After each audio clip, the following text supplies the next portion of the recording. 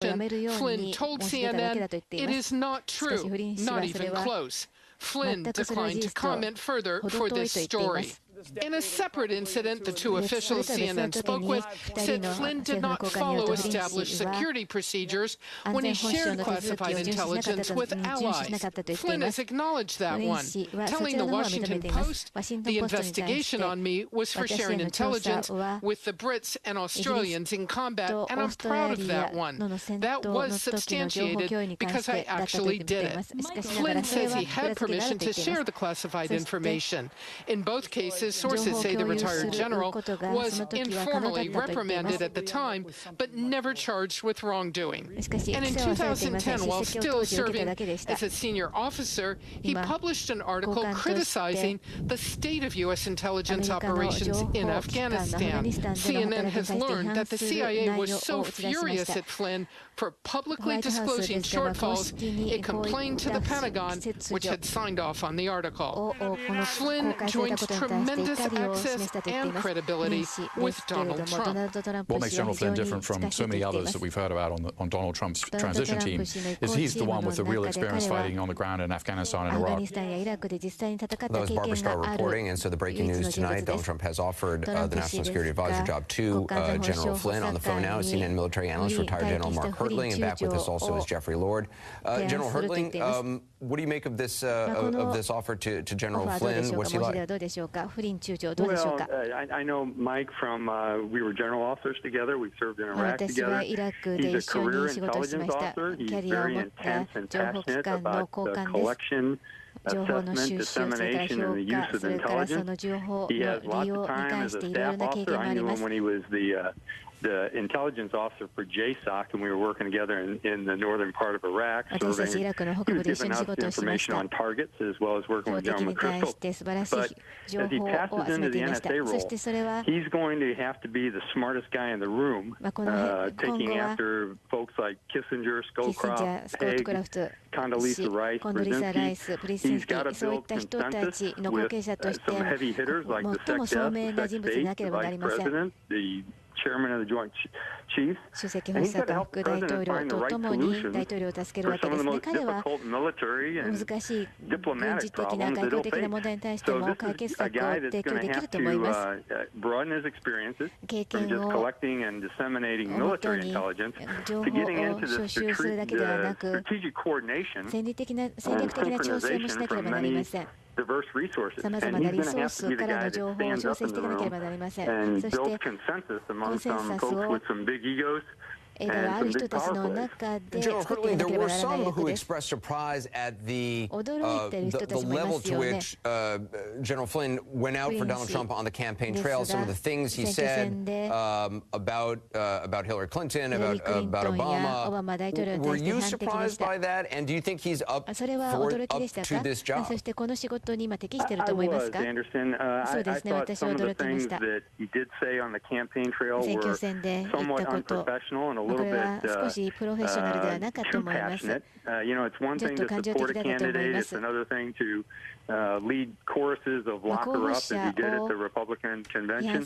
And he did get quite a bit of backlash from several active military general officers for the extent that he went in terms of campaigning for the president-elect.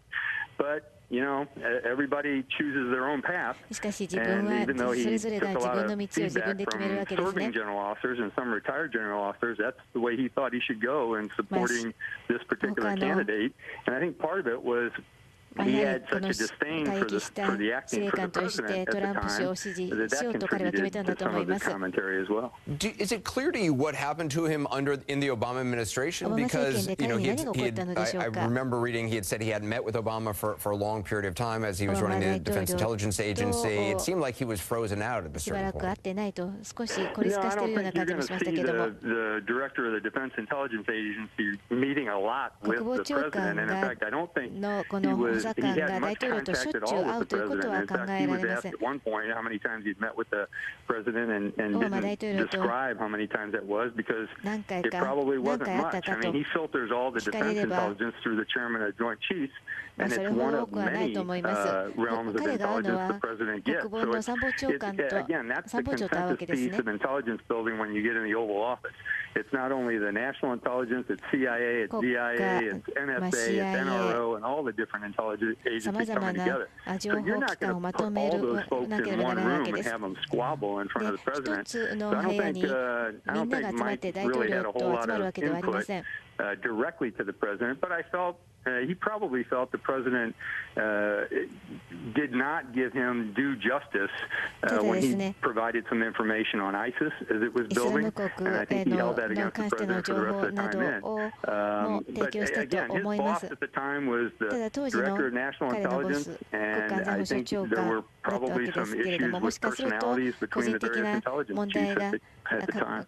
I also want to bring in Reza Aslan, a professor of the University of California, Riverside, adjunct senior fellow at the Council on Foreign Relations and host of CNN's upcoming documentary series Believer. Reza, what do you make of General Flynn based on some of the things that he has said?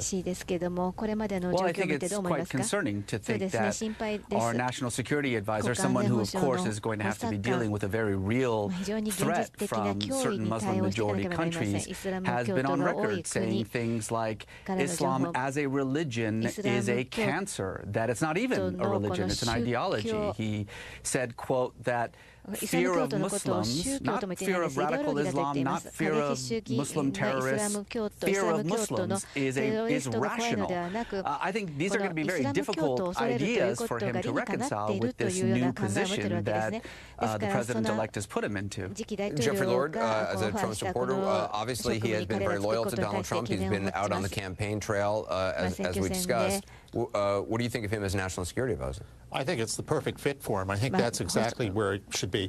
You know, there was some talk during the summer that he might be the vice presidential nominee, which I thought was a bad decision there because I didn't think he was probably much in the politics department here, and that was a very political job. But as the General Hertling has said, this has been a collection in this job of people who've been both military leaders like General Scowcroft and academics like Henry Kissinger, Walt Rostow, McGeorge Bundy, etc. So I think he fits right into that tradition as a military man, and I think he'll do very well.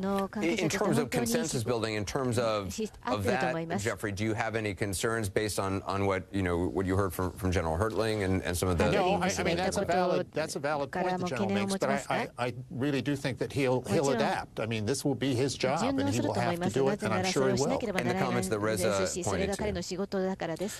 Yeah, look, I mean, this is an issue that is certainly a hot button here in the campaign, and in terms of President Obama not talking about radical Islam, etc. I think that there are a lot of people in this country that have that point of view, and so it will be at the table. There will be people with other points of view, and they will be there as well. General Hertling, I mean, based on the things that Reza mentioned, is that a concern for you? It is a concern for me, Anderson. I'm very concerned. I've read Mike's book. It was very concerning to me, some of the things he said in his book. I've seen some of the tweets he's tweeted out as well. And I think it is somewhat of an extreme view that Mike has on many issues. And with a national security advisor, from my read of history, as Jeffrey certainly has had frontline experience, that's the calming force in the room. They have to listen to other people's arguments and then help the president make decisions. And in fact, sometimes when you have a bunch of people who think alike on the same team, you really need a contrarian to be the Napoleon corporal and say, hey, let's think more about this. And Mike is a targeter. I mean, he has done tactical intelligence all of his life. He's worked for other people on their staff as their intelligence collector. He is going to have a very broadened view in this job, and it's going to be tough. Look, we're going to take a quick break. We're going to continue this conversation. If you can all stay with us, we'll be right back. HL.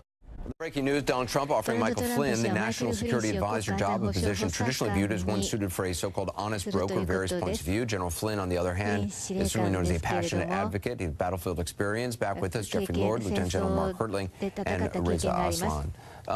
Reza, I mean, were you surprised at the extent to which General Flynn was out on the campaign trail as well for Donald Trump? Well, he clearly is passionately pro the president-elect, and so he was willing to put his reputation on the line to get him elected, and certainly he is now being rewarded. But I just want to